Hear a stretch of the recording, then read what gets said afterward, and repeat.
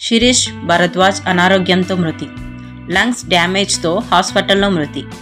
గతంలో చిరంజీవి కూతురు శ్రీజను వివాహం చేసుకున్న శిరీష్ భరద్వాజ్.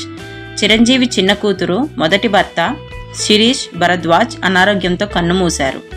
అప్పట్లో వీళ్ళిద్దరూ హైదరాబాద్ ఆర్య సమాజ్లో పెద్దలను ఎదిరించి వివాహం చేసుకున్నారు.